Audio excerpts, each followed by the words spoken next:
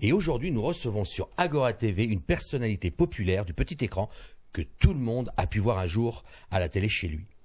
Agora n'a pas la prétention d'avoir tous les plateaux qu'il a fréquentés. Évidemment, nous avons entendu tellement de choses de toutes les couleurs à propos d'Agora TV, comme par exemple que c'est très petit ici, que ça ne correspond pas à certains standings, que pour faire des émissions de qualité, que l'équipe manquait de professionnalisme, et enfin que le matériel était dépassé et obsolète. Malgré cela, notre invité d'aujourd'hui nous fait le plaisir de sa présence dans notre studio. N'en déplaise à certains, Richard Boutry est ici, avec nous, et j'aime à dire qu'il vaut mieux avoir un petit chez soi qu'un grand chez les autres. Richard Boutry, bonjour. Ma première question, acceptes-tu d'être stagiaire pour Agora TV?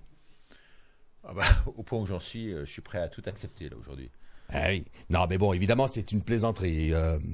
Mais sache, Richard, que tu es chez toi ici sur Agora TV. Tu es le bienvenu. Et si demain Agora TV peut t'apporter de la visibilité, c'est avec plaisir que nous nous mettrons à ta disposition. Écoute, t'es adorable comme tu le sais. Et, vraiment, je vous rends grâce de pouvoir m'inviter chez vous comme ça régulièrement. Et c'est vraiment un très grand plaisir de te recevoir. Alors, on va aller dans le vif du sujet. Richard, comment vas-tu? Ça va. J'avais vraiment le cœur en joie en arrivant sur Suisse. Je suis arrivé il y a 4 jours ici avec mon camping-car et ça fait 4 jours que je dors le long des rives du Léman. Donc vraiment 4 jours absolument merveilleux avec un accueil fantastique de tous les gens que j'ai pu rencontrer, notamment Jennifer, Dr Klaus qui est une très grande personnalité, on l'appelle le Raoult Veuvé, c'est vraiment un homme exceptionnel avec qui j'ai pu déjeuner aujourd'hui. Donc tout allait bien, tout était de circonstances et tout. Et puis en fait, j'ai reçu, alors là il y a de cela 25 minutes, mais vraiment un coup de boutoir énorme, puisque sur mon portable, on m'a indiqué que mes comptes, mon compte bancaire, avait été administrativement fermé pour cause X, que je ne sais pas. Donc, un renouveau ou parce qu'il y avait déjà eu... Là, ça a été prélevé, séquestré et fermé. Donc toutes les sommes que j'ai pu avoir, là, glanées, notamment grâce à la vente de mon livre qui marche très très bien. Et 18e, là, je suis allé voir là, sur Amazon en termes de biographie. Donc il y a quand même tous les grands qui aujourd'hui sortent leurs livres. Donc c'est vrai que ça marche très bien. Merci d'en assurer la promotion. Et c'est vrai que partout où je vais, les gens l'achètent. Mais cet argent-là a été réquisitionné là, par les autorités administratives françaises. On imagine bien. Donc j'en ai vraiment ras-le-bol de la France. Donc quand je suis sur Suisse, je suis vraiment bien. Et je me sentais bien.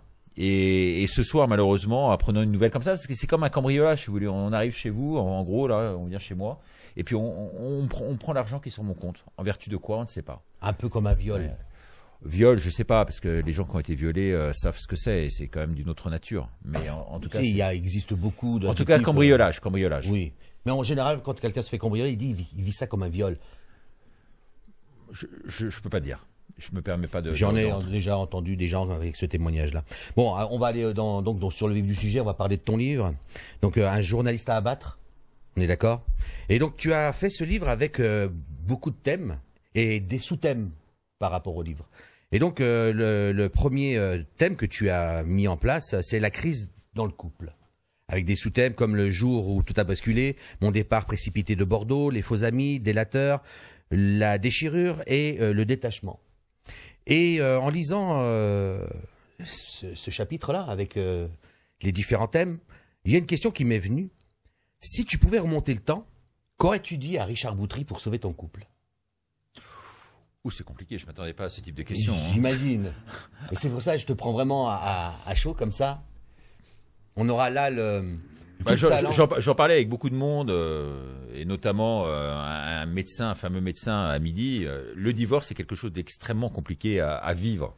Parce que, en fait, on ne s'attend pas à avoir une telle intimité avec une femme pendant 20 ans, ce qui a été mon cas. Exceptionnel. On s'entendait comme la en foire et vraiment, alors il y avait quelques engueulades, mais très très peu. Et avec 5 enfants, c'était même rare. 5 enfants de la même femme, 5 garçons. On a vécu des choses énormes ensemble. Elle a suivi ma carrière de bout en bout. Elle m'a connu quand j'étais sur les médias. Et puis on est monté en puissance et tout ça. Et de voir cette femme, je veux dire, avec une telle haine, si farouche, si énervée aujourd'hui, si peu bienveillante, ça me fend le cœur quelque part. Et j'ai envie de prier vraiment pour elle, parce qu'elle doit être extrêmement malheureuse pour en être là aujourd'hui, là où on en est. Mais ce qui est le plus désastreux derrière, c'est effectivement les enfants. Bon, le livre, il faut le dire aux téléspectateurs, n'est pas bâti autour de mon histoire personnelle, dont tout le monde se fout royalement. Hein, ça, évidemment. Je tiens à le dire. Mais si j'ai parlé de ça, c'est parce que je sentais qu'il y avait un besoin du public de mieux me connaître. Et je crois que tous mes combats, positifs et négatifs, que j'ai pu mener dans ma vie, ont été sous le sceau de la foi, de la croyance, du bon discernement. Et je crois que la prière, moi, m'a beaucoup aidé en fait là-dedans. Et si j'arrive à m'en sortir aujourd'hui, si j'arrive à renaître de mes cendres, malgré tout, c'est grâce à ça.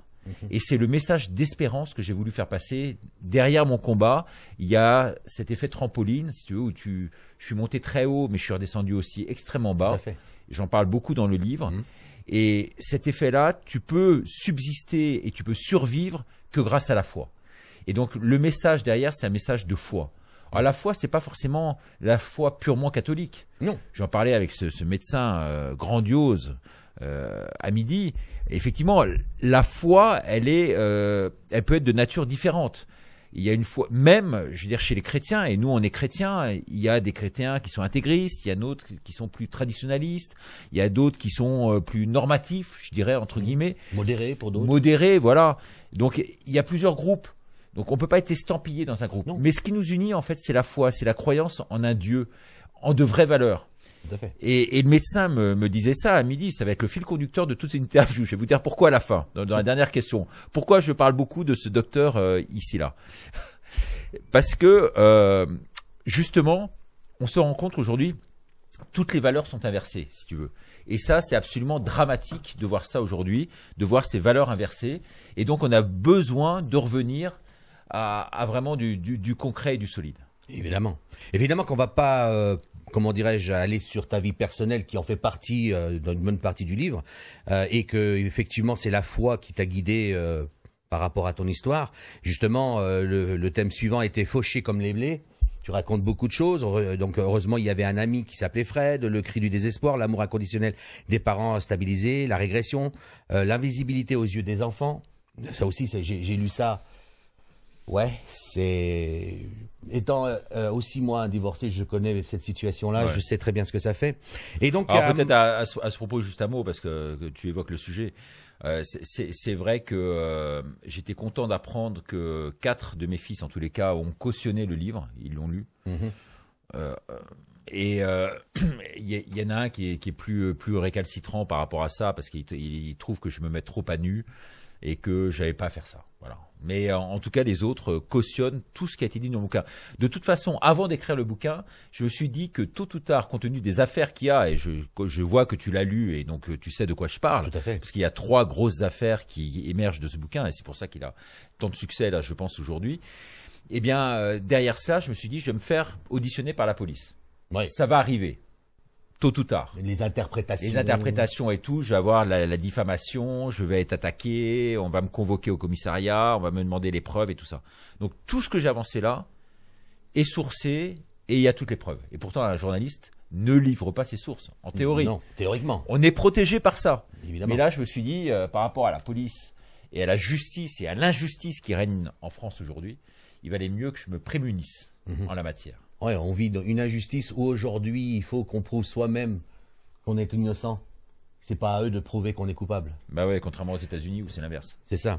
Donc dans ton livre, comme tu parlais de foi juste un tout petit peu avant, tu dis que dans ton livre que la foi t'a aidé à tenir debout et tu cites le livre de Job. D'accord, hein pour tous les papas et pour tous les mamans qui nous regardent, peux-tu nous parler du livre de Job et en quelques mots, qu'est-ce qu'il t'a révélé? Bah, je pense que la puissance de la foi permet justement de sublimer un être. Et la puissance de la foi permet de rentrer dans le vif du sujet et d'avoir systématiquement les bonnes décisions par rapport à des circonstances qui sont parfois extrêmement difficiles. Je pense que la foi aide à garder la raison dans des moments extrêmement critiques où tout part en vrille et où on peut avoir l'impression de décrocher complètement. Tu sais, comme un avion. un avion qui subit des turbulences et au bout d'un moment, il y a une espèce de trou d'air et les gens hurlent. Et si t'as pas quelqu'un qui est ultra raisonné et très bien dans sa tête à ce moment-là, eh bien la personne part à volo.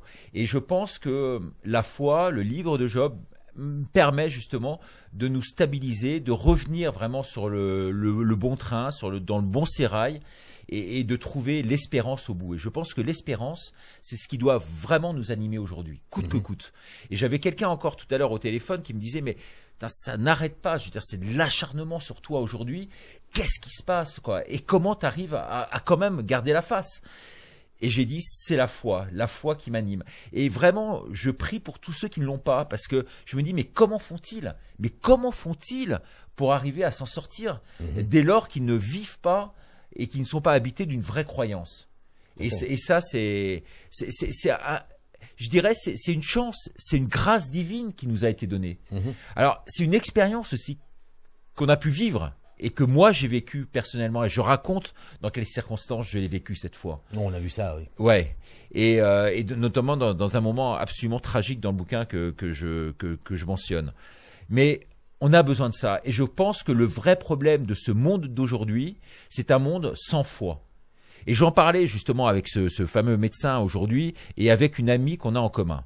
Et cette amie qu'on a en commun disait à propos d'une réunion qui a eu lieu à Genève il y a une semaine, où est venue une personnalité, Stanislas Berton, qui était lui aussi très croyant, je pense au même titre que moi, ou que ce médecin dont je vous parle depuis le début, le docteur Klaus.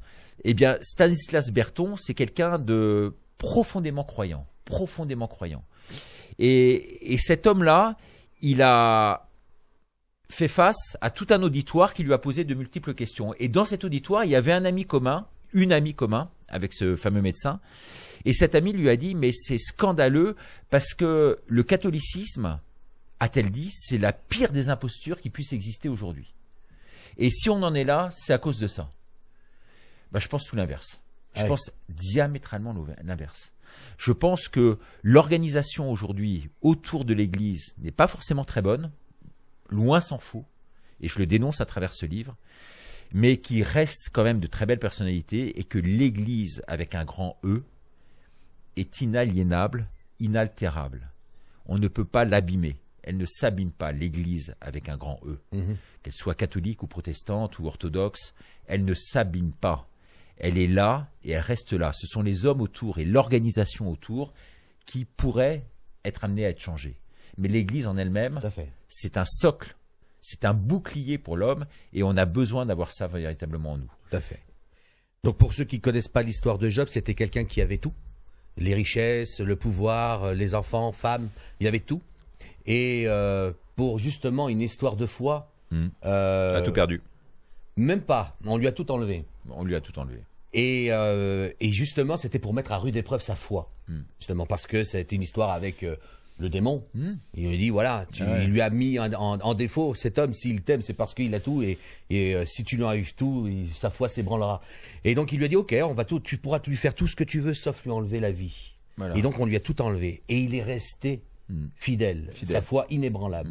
Et donc la moralité, c'est qu'à la fin, vu que sa foi était inébranlable, il a tout récupéré en centuple. Voilà, ça c'est pour l'histoire de Job. Effectivement, si ça il a remonté l'échelle. Et quelque chose de bien même, et encore mieux. Et donc après, tu poursuis ton livre avec un autre thème, chagrin d'être quitté. Ça, je pense que n'importe qui connaît ça. On a beau dire que l'homme, c'est le sexe fort et la femme, sexe faible. Inversement parlant, c'est plutôt la femme qui serait dans le cas du sexe fort, et nous les hommes... Ouais, je vois dans ton livre, j'ai vu, tu le dis, tu t'es vraiment effondré, tu as passé des moments très difficiles à pleurer. Voilà, ça c'est dans ton livre. Je l'ai dit, je vais pas trop en parler ici parce que sinon. C'est dans ton livre, voilà, les gens ils ont besoin de savoir. C'est dans mon livre, mais c'est vrai qu'on n'a pas l'impression, en tout cas pour les gens qui me connaissent, comme tu sais, Rafi, je suis très grand, presque immense. Et c'est vrai que je suis costaud, et c'est vrai que de me voir comme une lopette en train de pleurer, lopette, oui, c'est le terme que tu avais utilisé, et d'hurler, de crier dans mon jardin à mort, et de pleurer toutes les larmes de mon corps. c'est sûr que ça a été une période extrêmement difficile, en tout cas la plus difficile de ma vie. Mais ça fait de toi un être humain à part entière, tout simplement. Bah, tu es un homme. Ouais, j'ai Évidemment. toujours été. Je sais que dans la période actuelle, on peut douter des hommes et des tout femmes. à fait. Voilà, mais je suis ni femme ni trans. Je suis un homme. Ça, Voilà. c'est sûr. Et donc, face à cette situation compliquée et désastreuse et horrible à vivre, je connais, je connais. Tu parles de la prière. Et donc, moi, j'ai envie de te demander en quoi consistait ta façon d'entrer dans la prière. Utilisais-tu des formulations, des prières types, ou est-ce que seulement c'était des formes de discussion comme le ferait un père, un fils à son père, dans une discussion? Et si c'était ça, quels étaient ce genre de discussions? Alors c'est vrai, j'ai douté à un moment donné parce que je me suis dit mais pourquoi on s'en prend si fortement à moi, quoi. Père, pourquoi m'as-tu abandonné, quoi? C'est clair, je me suis posé beaucoup de questions. Après, j'ai dit en continu des Je vous salue Marie, des Notre Père, et j'ai prié énormément avec ça. Le chapelet, j'arrive difficilement, on m'a recommandé beaucoup le chapelet, j'arrive difficilement jusqu'à la fin, parce que c'est une forme de rengaine qui m'endort, qui a tendance, moi je suis assez hyperactif, Oui. et c'est vrai que ça a tendance un peu à m'endormir. Mais en tout cas, la prière était chez moi permanente. C'est-à-dire plus que récurrente, elle était permanente. Elle m'habitait. Et je m'en suis sauvé grâce à ça. Vraiment, je peux dire qu'il n'y a pas d'autre chose. Et pour en revenir tout à l'heure à la discussion que j'ai pu avoir avec cette fameuse femme qui a interpellé donc Stanislas Berton. Et elle disait qu'elle comprenait pas en fait ces vertus de la prière. Et elle disait en plus, je pense que l'introspection peut nous permettre en fait de trouver notre véritable voix intérieure. Et moi je crois que la voix, je l'ai entendue, c'est pas une voix VOIE mais une voix VOIX qui est une voix venant du ciel qui m'a aidé. J'ai senti la main très protectrice de Marie me protéger. Et tu vois, c'est pas du tout superfétatoire, c'est pas du tout illusoire, c'est pas du tout évanescent. C'est du concret, c'est du matériel. C'est vraiment. Et je le raconte dans le livre, une anecdote absolument dingue. C'était le 16 novembre, le jour de mon anniversaire. J'errais dans Paris, je me fatiguais pour pouvoir dormir le soir parce que j'ai jamais pris aucun médicament de ma vie, aucune drogue ni rien. Et pour me fatiguer, pour pouvoir un peu dormir. Eh bien, j'ai sillonné la ville, je faisais à peu près 15 km par jour ou 20 km par jour. Là, ce jour-là, j'ai dû en faire 30 le jour de mon anniversaire. Ah oui. Personne ne m'avait appelé, quoi. À part mes parents, mon frère, ma soeur le matin, personne ne m'avait appelé. Mes enfants, mes amis, personne ne m'avait appelé. Et là, je me suis retrouvé seul au monde.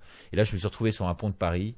Et tout d'un coup, je me regardais, j'avais ce souvenir de Yannick Noah qui, après Roland-Garros, avait une grave période où il avait sombré. Quand tu connais le très haut, ouais. Je suis très loin de tout ça, toi. Bon, on va pas se mentir. Très loin de tout ça. Mais Boris Becker aussi a eu le même symptôme, où c'est le symptôme qu'on dit, les psychiatres appellent le symptôme d'HCC. C'est-à-dire que tous les jeunes, par exemple, qui focus énormément sur leurs études, lorsqu'ils obtiennent le Graal, le diplôme, là il y a un vide sidéral. Tu m'étonnes. Et là, il y a une sorte de dépression qui s'instaure et presque un sentiment de suicide, de volonté de suicide. Je ne dis pas qu'il passe à l'acte, mais presque. Et Noah l'avait eu ça, notamment après une période extrêmement douloureuse. Boris Becker, quand il a gagné Wimbledon, l'a eu à l'hôtel en rentrant le soir, où il a voulu se jeter par la fenêtre alors qu'il venait d'obtenir le Graal. Moi, c'était une circonstance un peu plus différente puisque c'était. Mais je me suis souvenu d'Yannick Noah qui avait dit ça sur ce pont-là où j'étais à un moment précis au milieu du pont. Il s'est dit, je vais me jeter du haut du pont. On avait compris que c'était là où tu voulais en venir. Voilà. Ouais. Et donc, et à ce moment-là, je me suis mis à prier. Je dis pas que je l'aurais fait. Je dis pas que je l'aurais fait, mais j'étais dans un état quand même extrêmement sensible. Et je me suis mis à prier. Et à ce moment-là, venant de nulle part, il y a un coup de fil. Ouais. Ce fameux coup de fil d'un ami intime, psychiatre, mon ami Olivier Dubois, pour pas le nommer. Le fameux coup de fil que tu mets. Ouais, le fameux coup de fil. Et lui qui connaît ça par cœur, parce qu'il est psychiatre, il m'a dit, ça va? Je lui ai dit, non, ça va pas. Il m'a dit, pourquoi ça va pas? Je lui ai dit, devine. Et il m'a dit, écoute, je t'entends pas, il y a du vent, alors qu'il n'y avait pas de vent. En tout cas, c'est brouillé. Mets-toi à l'autre bout du pont parce que voilà. Sors de là. Sors de là. Et je te rappelle dans 3 minutes, mais j'ai un truc très très important à dire. Il faut que je te le dise. Alors j'ai marché là jusqu'au bout du pont, et puis au bout de 3 minutes, l'envie suicidaire, en fait, dure le temps d'une cigarette. 3 minutes. C'est ce qu'il m'a dit. Le temps d'une cigarette.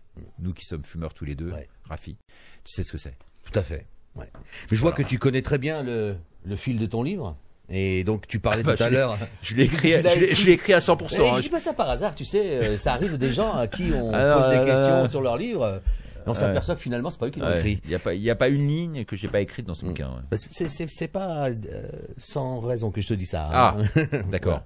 Non mais c'est quand même encourageant parce que tout à l'heure tu nous parlais donc justement de ce fameux 16 novembre 2017 et je l'ai justement là dans le questionnement qui est notre thème. Le questionnement. Et donc, tu avais le 16 novembre 2017, incapable de travailler, le dépôt de bilan, Emmanuel de la Taille, l'aide provinciale, pardon, le SDF du métro parisien, le choc après la rupture, partir et rester père. Tout a une fin, y compris la tristesse, le jugement de divorce et la vente du domaine de Bordeaux. Et donc, je me suis intéressé par rapport aussi à ce paragraphe du Bordeaux et des choses qui sont apparus. On voit tout de suite, comment dirais-je, les parasites qui arrivent. Et donc, on dit que l'argent ne fait pas le bonheur, mais il y contribue. Et suite à la vente du domaine du Bordeaux, dans ton livre, tu nous dis qu'en rapport à la somme que tu as pu toucher, que tu es venu subitement pour certains intéressants. Comment se protéger de ces gens cupides qui trouvent subitement en toi de l'intérêt? Ouais, non, mais tu sais, la lumière, comme ici, attire les mouches. Oui, bien sûr. Hein? Voilà. Il y a d'autres choses aussi qui attirent les mouches. Il y a d'autres choses qui attirent les mouches. Mais en tous les cas, la lumière attire les mouches. Et quand on est sous le feu des projecteurs, c'est sûr qu'on a beaucoup d'amis, hein, tout d'un coup. Hein. Dès qu'on réussit un peu, on a énormément de gens qui viennent nous voir. Et vraiment, c'est absolument incroyable. On est invité partout, on est sollicité de toutes parts, on a plein d'amis. Tout d'un coup, on se découvre pléthore de copains. Et puis en revanche, quand ça commence à tourner au vinaigre, alors là, les mêmes qui vous serrent la main un jour, vous invitent chez eux, changent de trottoir le lendemain lorsqu'ils vous croisent dans la rue. Voilà. Et donc, c'est vrai que c'est très difficile à vivre comme vie, cette vie-là faite de hauts et de bas. Et voilà, moi j'ai connu des hauts, j'ai connu des bas, et c'est vrai que les deux se sont souvent entremêlés. Et voilà, c'est très difficile à vivre. Nerveusement parlant. Et il y a bien eu des gens qui ont gravité, hein, juste après. Ouais, il y a eu beaucoup de monde. Ouais. C'est incroyable. Beaucoup de monde. Incroyable. Et là, on les repère vite. Alors, on les repère vite, ouais, c'est clair. Là, c'est un truc de fou. Donc après, le thème suivant, c'était une bouffée d'oxygène. Waouh, fait du bien. Hein, donc une rencontre avec l'Espagnol. Ah ouais, alors si on en est là, on a eu une demi-heure. Non, mais t'inquiète pas, après ça va aller. Non, parce que là on a passé la demi-heure. Je vais pas être trop long à la fois pour toi, Rafi, parce que je sais que tu viens de loin, pour les téléspectateurs qui nous regardent, pour le docteur Klaus et son ami qui nous suivent avec beaucoup d'attention, mais je sais qu'ils sont assez pressés, donc on peut peut-être passer encore à 2-3 questions. Oui, mais de toute façon, c'est à peu près ce qui me reste comme question. Ah bah génial. Donc ça va aller bien. Super. Donc on parlait de la bouffée d'oxygène, rencontre espagnole, les femmes mûres, etc., les gens regarderont dans le livre tous les thèmes qu'il y a, et notamment tu parlais des femmes guerrières, et je me suis arrêté sur ça, sur les femmes guerrières. Et dans l'histoire du monde, il y a toujours une femme ou des femmes pour changer le cours des choses. Les faits historiques nous ont montré qu'elles ont changé les cours de l'histoire. Et selon toi, pourquoi les femmes que l'on dit être de sexe faible se montrent toujours plus forts que les hommes? Bah, tu l'évoquais toi-même tout à l'heure. Oui. Mais je préfère que ce soit toi qui le dise. Ah bah écoute, tu le disais mieux que moi en tout cas. Oui, mais enfin bon, l'histoire aussi a montré que par rapport à l'existence au niveau des manifestations, les femmes ont toujours été là. Elles ont toujours été le vecteur. Elles ont toujours été celles qui menaient, on va dire, on sait la marche des femmes en 1789, enfin, ou un petit peu plus tard, à l'époque de la Révolution, on avait la marche des femmes qui ont fait du bruit. Ça reste encore dans les échos aujourd'hui. Donc à chaque fois, cette histoire de la femme faible qu'on a toujours voulu décrier est en fait une contre-vérité. Et réellement, elles sont plus fortes que nous. Ça dépend sur quoi. Je peux pas juger. Tu sais, je suis très pragmatique. Donc, les femmes, je sais pas ce que c'est. Il y a des femmes. Il y a une femme. Tu me parles de Caroline ou de Nathalie. Je peux te dire laquelle est la plus forte des deux. Voilà. Après, il y a toute une part de la femme qui est extrêmement mystérieux. Oui. Et je crois que ce qui fait la beauté, la force de la femme, c'est son mystère. Donc il faut leur laisser ce mystère. C'est pour ça qu'il ne faut pas rentrer dans le vif du sujet. Et même, j'ai envie de dire que les femmes, que plus tu essayes de comprendre, et moins tu comprends. Et quand tu penses avoir compris, c'est là que tu n'as rien compris du tout. Peut-être. Ouais. Moi, j'ai pas suffisamment d'expérience en la matière pour pouvoir juger. Comme disait... J'aurais aimé l'avis d'un médecin là-dessus, mais malheureusement, le médecin, il est pas là ce soir. Je l'attends, je le cherche, Oui. ce médecin. Comme disait Jean Gabin, je sais, mais en fin de compte, on ne sait jamais. On ne sait jamais, c'est ça, exactement. Après, ton livre parle de pandémie. Tu vois, on essaie d'accélérer quand même. Parle de pandémie, le covidisme, la franc-maçonnerie, révolte contre les mesures sanitaires imposées, le scientisme, sous les 3 de surveillance d'une taupe. Ça aussi, ça m'a intéressé, l'histoire de la taupe. Alors donc, tu cites dans ton livre que je me suis méfié des espions, ces taupes qui travaillent dans les services secrets, qui s'immiscent dans votre entourage. Ils sont très difficiles à première vue à repérer. C'est ce que tu as cité, je te cite. Aujourd'hui, avec du recul et ton expérience, peux-tu dire à ceux qui nous écoutent comment repérer une potentielle taupe, un espion ou quelqu'un de malveillant? Tu as pu constater, tu as vu ça. Tu t'es fait embarquer et puis en fin de compte, quand tu as vu, c'était trop tard. Je ne citerai pas de nom. Non, je sais pas ce que je te demande. Encore moins ici sur cette chaîne. Évidemment. Voilà. Mais en fait, ce qu'on te demande, comment on les repère, ces gens-là? À un moment, ils se trahissent. On le sait. Bah écoute, je parlais du bon discernement tout à l'heure. Je pense que malgré tout, il arrive que des personnes extrêmement malveillantes s'infiltrent de façon très détournée dans notre entourage et profitent d'une certaine période de faiblesse qu'on ne devrait pas avoir. C'est tout ce que je disais tout à l'heure, donc je ne vais pas me répéter. Mais peut-être qu'à ce moment-là, en le faisant venir, je n'ai pas suffisamment prié, je n'étais pas suffisamment dans la méditation, je n'étais pas suffisamment dans l'abandon au ciel pour pouvoir bien juger. Donc j'ai fait rentrer dans mon univers des personnes, il n'y en a pas qu'une, malheureusement il y en a plusieurs, qui ont profité de la situation, qui ont profité du fait qu'à un moment donné j'avais beaucoup d'argent, qu'à un moment donné j'avais une très belle notoriété, qu'à un moment donné j'avais pignon sur rue, qu'à un moment donné j'avais pour que des gens dans ces cas-là s'immiscent et viennent essayer de surfer et de récupérer une partie de moi-même en quelque sorte, quoi. Donc de façon purement et à 100% intéressée. Et c'est ça qui est absolument dramatique dans la matière, c'est qu'ils savent faire, ils arrivent tout mielleux, tout gentillés, tout souriant, tout ci, tout ça. On se dit, bon, cette personne-là, voilà, elle fait un peu pleurer dans les chaumières, donc on se dit, bon, bah, on va quand même l'aider, parce qu'on est en mesure de le faire. En tant que bon catho, bon chrétien, on a envie d'aider la personne, on aide autrui.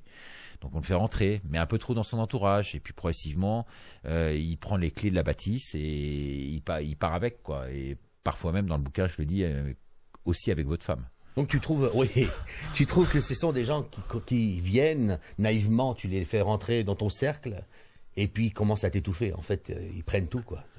Ouais, c'est ça. Ils grignotent tout au début. C'est très licencieux. C'est de façon très fine, parce qu'on les voit pas venir, en fait. Non. On voit pas le coup venir.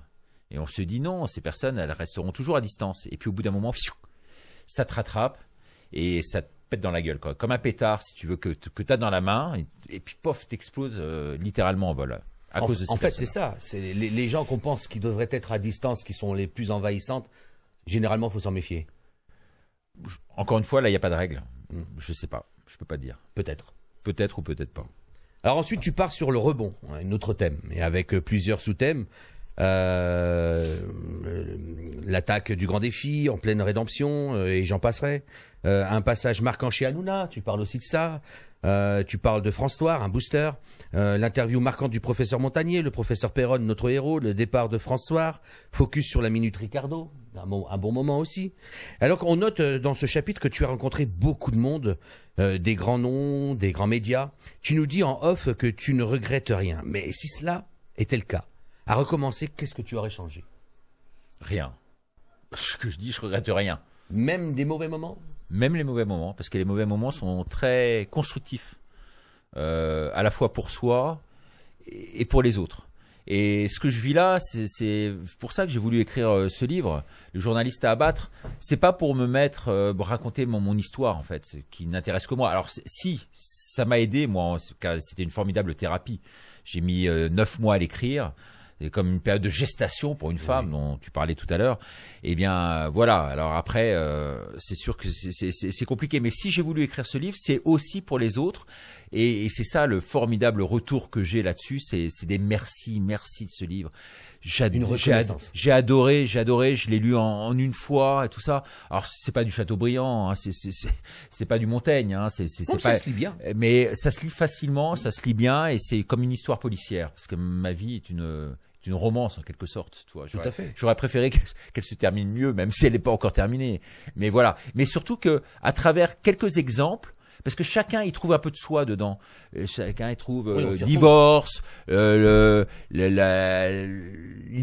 d'être un peu connu, l'idée de toucher un peu la déchéance, l'idée d'avoir peur de sombrer littéralement, l'idée de se faire des amis, des ennemis. Bon bref, donc tout ça, il y a des exemples à la clé et savoir comment rebondir par rapport à ça. Donc c'est la fameuse résilience, même si j'aime pas le mot, puisque ce mot a été complètement récupéré par Cyrulnik. Mais ce mot résilience, c'est un mot absolument fondamental qui permet justement à l'homme de rebondir. Tout à fait. Moi j'aime bien, je rebondis sur ce que tu dis et c'est très intéressant quand tu dis que ce livre parle à tout le monde. Il m'a même parlé à moi. Toi, Richard Boutry, l'homme que l'on a connu dans les chaumières, à travers la télévision, sur diverses chaînes, qui montrait, on va dire, une image d'une personne stabilisée, haute, large, forte, grand, et qui donnait une image à ceux qui le regardaient comme quelqu'un d'inatteignable, d'indestructible. Et en fin de compte, tu es comme tout le monde. Exactement. Un géant au pied d'argile. Comme tout le monde. En tout cas, j'ai le pied d'argile. Hein. Ça, voilà. c'est sûr. Géant, je sais pas, mais en tout cas, pied d'argile. Et c'est pour ça que ce livre parle à tout le monde, puisque tu fais partie de ce monde et c'est pour la raison que les gens, quand ils le lisent, trouvent vraiment des similitudes. Ouais. Après, tu passes donc à un autre thème, anti-masque, anti-pass, mes 2 premiers combats. Ça, on en a beaucoup parlé. Ouais. On en a beaucoup parlé, mais c'était important quand même de pouvoir couler ça dans le bronze et pouvoir écrire un peu tout ce qu'on a pu vivre. Et je rends hommage vraiment à ce fameux médecin dont je vous parle depuis le début, oui. vraiment le docteur Klaus à Vevey, parce que lui, il a réussi à fédérer les Suisses autour de lui. Je me souviens qu'il avait commencé de façon assez embryonnaire. C'était à Villeneuve, donc au fond du lac. Tous les vendredis, il réunissait plusieurs personnes et puis les personnes étaient de plus en plus nombreuses. Il agrégeait du monde autour de lui. Et puis au bout du compte, il s'est fait remarquer et sa parole est devenue d'or. Et c'est vrai que beaucoup de gens aujourd'hui, sur Suisse, nous parlent de ce médecin qui a eu le courage de prendre le contre-pied de tout ce qui se disait, tout ce qui se vivait. Et ce médecin a été un exemple pour beaucoup et a permis à beaucoup de gens de pouvoir sauver la face et pouvoir survivre par rapport à cette crise. Et vraiment, je suis ségré. Alors, comme on arrive vraiment à la fin de cette émission, vraiment, je tenais à te dire, Rafi, combien j'aurais aimé pouvoir participer un temps soit peu, à un moment avec lui à l'antenne, parce que je l'avais interviewé sur la Une TV, mais à distance. Oui. Et puis là. Mais je sais qu'il est là et qu'il peut peut-être nous réserver une bonne surprise pour la fin. Il va peut-être venir sur ce plateau, apparaître le comme ça. Le monde est petit. Voilà. Mais il y a une question quand même que je voudrais te poser. Ouais. Parce que justement, je me suis intéressé par rapport au message. Des masques, etc. Et comme beaucoup d'autres, nous avons aussi participé comme toi à ça. Et donc, comme beaucoup de lanceurs d'alerte qui n'ont pas été compris et catalogués comme anti-tout. Voilà, d'accord. Ouais. Est-ce que toi, Richard Boutry, tu dirais que tu es plutôt anti-rien, celui qui veut mettre en avant la liberté à tout à chacun de choisir pour lui ce qu'il veut faire? C'est ça le vrai message. Excuse-moi, mais on m'appelle en même temps. Mais là, concernant justement ce combat que l'on mène, ce qui est plus important, c'est pas moi, Richard Boutry, tout le monde s'en fout. Mais vraiment, ce qui est très important là-dedans, et je tiens vraiment à remercier du fond du cœur, à féliciter un couple absolument merveilleux. Je suis en Suisse ici, et vraiment, autant je vous parle du docteur depuis le début, autant j'aurais pu vous parler de ce couple qui s'appelle Jennifer et Jean-Pierre. Et vraiment, c'est avec énormément d'émotion. Tu me parlais aujourd'hui de cette journée que j'avais pu vivre. Alors effectivement, ces problèmes administratifs là et ces comptes qui sont fermés. Mais il y a plus grave encore. Il y a ces gens qui se sont battus bec et ongles sur les rives du Léman et qui avaient vraiment une entreprise qui était superbe, qui marchait très très bien.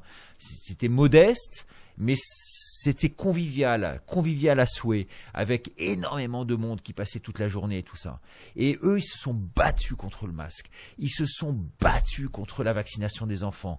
Ils se sont battus contre ces mesures sanitaires ignobles. Eh bien, ces gens-là, Jennifer et son formidable mari Jean-Pierre, eh bien, les deux, ce couple Ingold, pour pas les nommer, eh bien, ils ont été déstructurés, ils ont été ravagés parce qu'on les a détruits dans leur élan, on a cassé leur élan et on a fermé leur boutique, figure-toi, qui avait 22 ans d'existence. 22 ans d'existence. D'un point de vue administratif, d'un point de vue juridique. Tout ça pourquoi? Parce que ils étaient les fers de lance sur place d'une bagarre qui a permis de sauver une grande partie de cette population à la fois du Valais et puis la population d'ici, du Léman. Et donc, franchement, les gens leur ségrent aujourd'hui et viennent leur rendre hommage à travers des petits papiers, à travers des petits souvenirs qu'ils rapportent, justement pour les remercier de ce combat qu'ils ont pu mener. Et vraiment, c'est ça qui est le plus important. Le docteur d'un côté, Jean-Pierre et Jennifer de l'autre, ça ce sont des exemples, toi. Et moi, en tant que journaliste, je ne fais que relater ces exemples-là dans ce livre-là. Donc c'est pas un livre entre guillemets à ma gloire, non. Non, pas du tout, pas du tout. J'espère que voilà, je pense que c'est un livre, c'est un témoignage qui souhaite mettre en exergue et en perspective vraiment des actions qui ont été incroyables menées par ces gens-là justement. Mais on sait aussi que tu es quelque part un porte-parole que les gens aussi entendent. Et précis aussi ce que tu dis. Et justement, c'est pour ça que ma question suivante, elle a un rapport avec ce que tu dis par rapport au combat de tous ceux qui se sont mis en avant. Et on entend aujourd'hui dans les manifestations, que les Gilets jaunes avaient raison et que beaucoup réclament leur retour. Toi, en tant que Richard Boutry, qu'as-tu à répondre à ceux qui réclament le retour des Gilets jaunes aujourd'hui ? Parce que voilà, alors, on l'entend. Là, on revient encore sur le combat d'avant. Là, il faudra vraiment pouvoir accélérer. Mais sur les gilets jaunes, je pense que très franchement, ce sont des gens absolument merveilleux, les gilets jaunes. J'ai bien connu. J'ai été sur bon nombre de ronds-points. Je peux pas dire tous les ronds-points, mais presque. Et franchement, je n'ai vu que des gens fabuleux chez les gilets jaunes. Malheureusement, les gilets jaunes ont été infiltrés par des gens pourris de chez pourris. Et donc, à partir de ce moment-là, c'est sûr que la violence qui est apparue a dénaturé leur mouvement et le mouvement s'est éteint lui-même à cause de ça. Mais cette violence, elle n'était pas intrinsèque. Elle était externe et elle était mandatée en fait par le gouvernement pour venir pourrir le mouvement. Je explique ça beaucoup mieux dans le livre. J'imagine. Je vais sauter 2 questions parce que tu l'as déjà répondu dans le cours de l'interview. Par contre, il y a quelque chose qui est très intéressant, c'est quand tu parles du nouvel ordre mondial, le grand reset ou le grand bascule, le transhumanisme, le wokisme, le vrai virus. Moi, j'ai une question, vraiment une vraie question. Selon toi, où se situe la normalité, la tolérance ou l'immoralité ? Bon, c'est dur ça. Ouais, parce que ça c'est purement philosophique en fait. La morale, c'est quoi ? Ça dépend. Je veux dire, ça a trait en fait à des valeurs purement personnelles, à des considérations d'ordre éthique et religieuse, et c'est maintenant coulé dans le bronze en fonction d'une nouvelle religion qui est la leur, qui est la religion laïcarde. Et donc aujourd'hui, si tu veux, tout ce qu'on nous a appris, tout ce qu'on nous a inculqué, tout ce qui a permis de nous baigner en fait et d'être si serein aujourd'hui, on essaie de le casser parce qu'on casse notre conscience et derrière ça, on souhaite nous priver de notre âme. Mais l'âme, elle subsistera à tout et c'est ça qui est absolument fabuleux là-dedans et qu'ils n'ont pas compris. Et c'est pour ça qu'on va gagner le combat et que le combat est déjà gagné. C'est que notre vision des choses est largement supérieure à la leur. Et la leur ne tient que finalement sur des pacotilles et c'est un château de sable. Des pacotilles qui veulent en faire absolument une norme. C'est pour ça que je te demandais, c'est quoi la normalité, la tolérance, l'immoralité, qu'est-ce que c'est ? La tolérance, déjà, c'est un mot que je déteste, c'est un mot franc-mac. Tu sais que j'ai toujours lutté contre les francs-mac. La tolérance, c'est leur grand truc, c'est le relativisme, si tu veux. Relativisme des valeurs, c'est rien. C'est-à-dire que le bien et le mal n'existent pas. C'est une forme de no man's land au milieu duquel, aujourd'hui, ils veulent nous mettre. Il n'y a pas de noir, il n'y a pas de blanc, il n'y a pas de bon, il n'y a pas de mauvais. Tout le monde est à un degré unique. L'égalité sous toute sa splendeur, alors qu'on sait très bien qu'on n'est pas égaux entre nous. C'est clair. C'est une forfaiture que de le croire. Et donc aujourd'hui, on est dans un autre registre.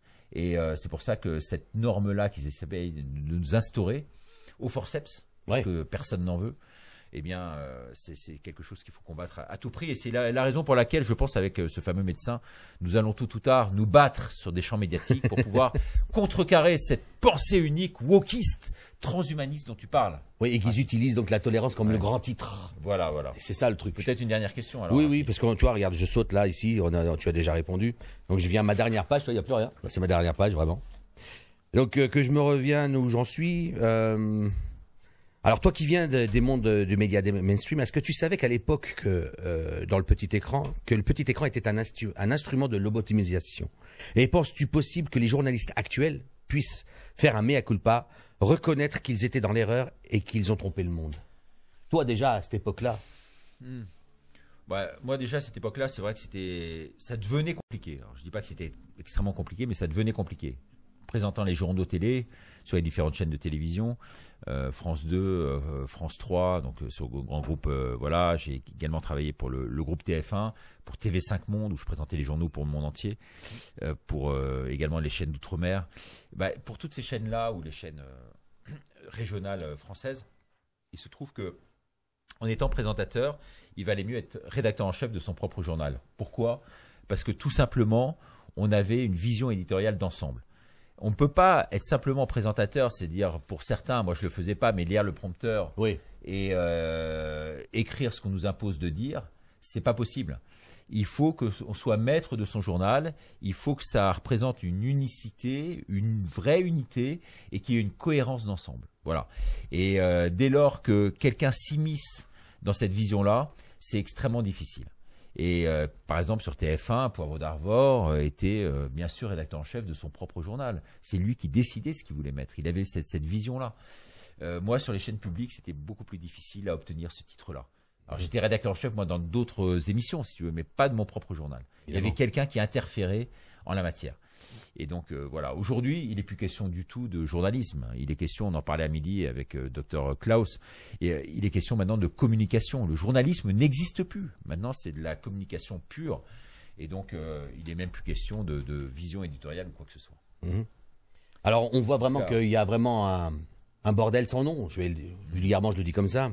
Et on voit les conséquences et les drames qui arrivent, et qui sont arrivés. Et justement, on a entendu parler d'un Nuremberg 2. Je pense que tu as dû en entendre parler. Est-ce que tu crois qu'un jour nous assisterons à un procès? Et surtout, est-ce que tu as entendu parler d'un tribunal populaire international? Et qu'en penses-tu?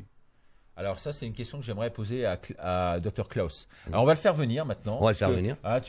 Vous m'avez gentiment, David, Rafi, donné la possibilité de pouvoir parler sous l'œil très attentif du Dr Klaus. Et c'est pour moi un grand honneur que de le voir ici. Lui qui est germanique, donc il va pouvoir vraiment répondre à cette question. Et d'avoir l'avis d'un médecin là-dessus, alors je vais te laisser la place, mais l'avis d'avoir un médecin là-dessus, je pense que c'est essentiel. Rafi, qu'est-ce que tu en penses? Oui, tout à fait. Ah, tiens, je vais te laisser ma place, non? Non, mais tu peux rester là. Moi, je vais juste leur poser la question et puis je vais laisser après les gens avec toi et le Dr Klaus, que tu nous parles depuis le début. Hein. Donc, la question que j'avais posée, j'essaie de la retrouver. Oui, c'est sur Nuremberg. Est-ce que tu penses qu'il va y avoir effectivement une juridiction à terme? Voilà, alors, on a beaucoup entendu parler d'un Nuremberg 2, donc après le premier. Et crois-tu qu'un jour, nous assisterons à ce procès, puisqu'on en entend vraiment parler? Et par rapport aussi à autre chose, puisque ça existe aussi, as-tu entendu parler d'un tribunal populaire international et qu'en penses-tu? Je vous laisse débattre et moi je reste à côté de vous. Merci Rafi en tout cas. Alors Dr Klaus, merci de venir quand même sur ce plateau. Le docteur qui voulait assister à cette interview et poser lui-même aussi des questions. Non, mais c'est le monde à l'envers. Hein, j'ai beaucoup de plaisir de poser des questions, donc c'est quelque part mon rôle en tant que médecin. J'ai fait chaque consultation est un mini interview. Ah bah c'est ça. Je pose des questions. Tu dois être meilleur que moi dans les interviews. J'observe. Je complète avec un examen ou des examens, des bilans. Mais au fond, je pose des questions. Ça commence toujours avec ça. C'est ça. Et c'est ce qui manque aujourd'hui. Parce que justement, à travers la télémédecine et tout ça, on va plus pouvoir avoir ce relationnel entre médecins et ces dernières années, pendant la période Covid, je trouve on a complètement abandonné l'idée de l'art de la médecine. C'est ça. On parle de la science, mais l'interaction entre deux êtres humains est quelque chose d'extraordinaire. Voilà, c'est ça. C'est ce qui manque. Il y a tellement de choses qui se passent qu'on ne comprend pas vraiment, mais on le sent. Et ça, c'est un outil. Donc, nous, les médecins aussi, il faut qu'on soit attentif à ce qui se passe en nous dans ce moment, lorsqu'on est avec une personne. Et quand on a quelqu'un en face qui ne va pas bien, et on est empathique, on le sent, on vit avec. Alors, pour revenir à la question de notre ami Rafi, c'était de savoir, effectivement, c'était une excellente question, de savoir si d'un point de vue juridique, tout ce qui a été mis en place peut aboutir d'après toi? Tu m'as posé la question déjà aujourd'hui à midi par rapport au crime contre l'humanité. Je pense crime contre l'humanité, exactement. Et ça a encore résonné dans ma tête cet après-midi. Et je pense, il y avait plusieurs crimes. Il n'y avait pas qu'un seul crime. Il y avait beaucoup de crimes. Et donc maintenant, il faut décortiquer qu'est-ce qui s'est passé.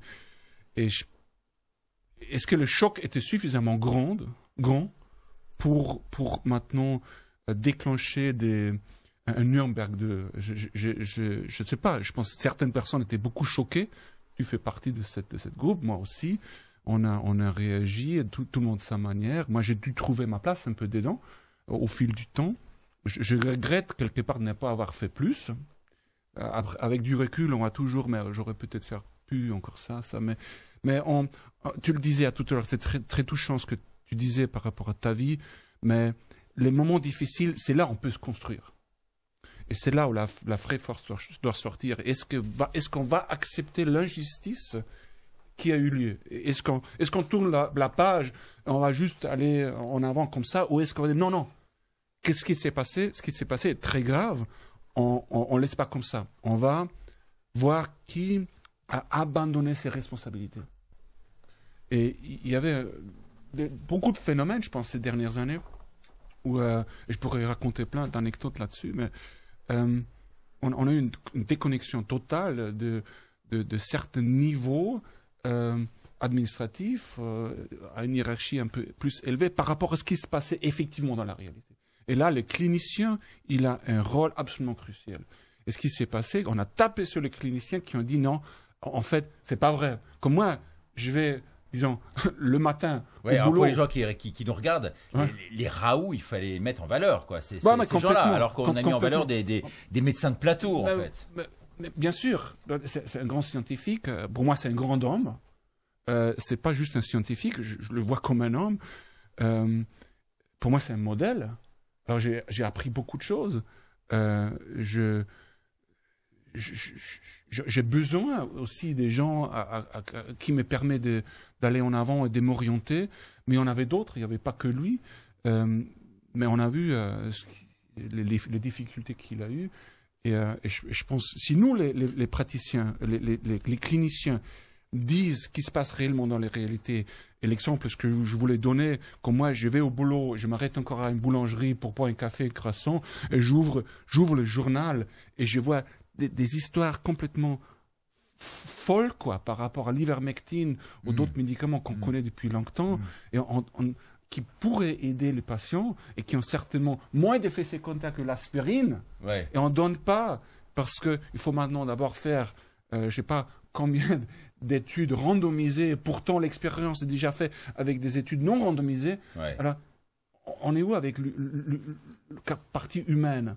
Le patient, il est là, il a besoin de l'aide. Le but, c'est d'éviter l'hospitalisation. Donc, on a le droit de le prescrire. C'est ça, le patient a été sabordé, en fait, sur l'autel du scientisme. Donc, pour revenir à Nuremberg 2, je pense, est-ce que ça choquait suffisamment de monde? Est-ce que ce monde choqué va être capable de s'organiser et de vraiment mettre le doigt sur ce qui s'est passé? C'est vrai que Fulmich s'est lancé quand même dans une grande aventure juridique. Et pour l'instant, en tous les cas, ça n'a pas encore abouti, même si les attentes en la matière ont été extrêmement fortes. Et c'est vrai qu'on peut espérer qu'un jour, ça puisse heureusement arriver. En tout cas, je ne sais pas si on le verra de notre vivant, en tout cas de mon vivant, mais on espère que pour les générations futures, il y aura quand même des sanctions à la hauteur des fautes commises, des crimes commis. Voilà. En tout cas, merci à vous tous, à Rafi, de m'avoir invité. Aussi ce fameux tribunal populaire. Il y en a plein qui sont passés là-bas, notamment les chefs de guerre de Bosnie-Herzégovine, qui sont aujourd'hui, Karadzic et autres, qui ont été arrêtés en leur temps et qui aujourd'hui moisissent en fait là-bas. Mais encore une fois, c'est qui traîne les gens devant les tribunaux internationaux. Ce sont les Occidentaux, avec cette vision très occidentale des choses, en pensant que le bien est de leur côté et que le mal est de l'autre.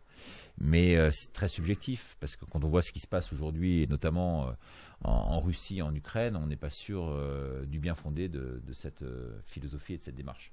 Là, c'est encore une autre histoire. Voilà, c'est une autre histoire. Merci beaucoup, hein, vraiment. Je te remercie. Enfin, c'est seulement pour pas repartir sur le tribunal populaire international, c'est quelque chose qui est constitué par le peuple, comme populaire. Ouais. Et voilà, on est encore dans le même cheminement que Nuremberg, mais là. Ah oui, moi j'étais plus dans le tribunal pénal international, parce qu'on parlait de ça, tribunal pénal international. Tu parles du tribunal populaire international. C'est ça. International. Donc ça c'est autre chose, mais bon, c'est pas la même dimension. Voilà, et ça prend vraiment actuellement de l'ampleur. Ouais. S'il y a une révolution, effectivement, on passera par là. Mais aujourd'hui, c'est pas encore le cas. Je pense que pour que les choses changent, c'est pas par le biais des syndicats, c'est pas par le biais du peuple que ça peut changer. Mais c'est malheureusement, et toutes les révolutions, et je l'ai dit dans mon livre, sont passées par là. C'est par le biais des militaires et de la police. C'est-à-dire, tant que les militaires et la police seront inféodés au pouvoir, notamment en France, puisque c'est ce que je connais, il y aura très peu de chances que ça puisse changer. Voilà. Voilà, merci Richard pour cette interview. Merci à vous, merci à Agora TV. Merci à tout et le on monde. va saluer aussi nos amis Jean-Pierre, nos amis Jennifer, et puis une charmante jeune femme aussi qui est venue nous regarder. On a quand même du monde sur le plateau, on va pas se mentir. Hein. Voilà. On arrive à tourner un petit peu la caméra pour qu'on voit tout ce beau monde. Ah, voilà. Ah, c'est un petit studio, mais bon, on fait avec. En tout cas, très sympathique, et ça nous rappelle les années de gloire des radios libres un peu. Voilà. En tout cas, c'est dans cet esprit-là que ça se fait à Agora TV. Un petit mot. Une petite photo de fin. Un petit mot pour ceux qui vous regardent. Eh bien, par rapport à toute cette action qui a été faite à Puy, par rapport à tous les stickers et les post-it qui ont été placés et collés sur notre cabane, eh bien, nous remercions toutes ces personnes qui ont pensé à nous soutenir et qui nous soutiennent et qui attendent notre retour avec impatience. On y croit. On y croit. Hein, Vous pouvez trouver sur Agora TV les images justement sur cette porte où plein d'autocollants, plein de stickers, plein de petits mots, des lettres ont été mis. Et c'est touchant. C'est très touchant et ça fait très chaud au cœur. Un très grand merci à tout le monde. Ça me touche énormément. J'ai chaque fois les larmes aux yeux.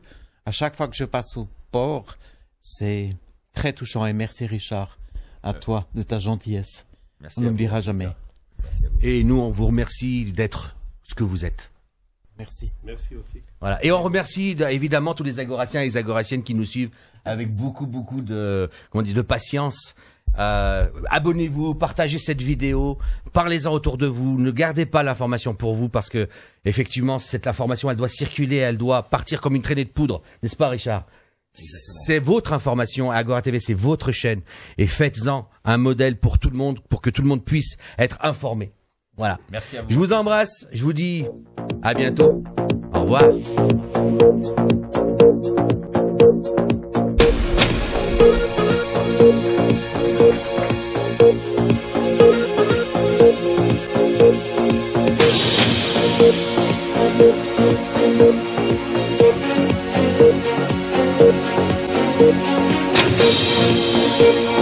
Thank you.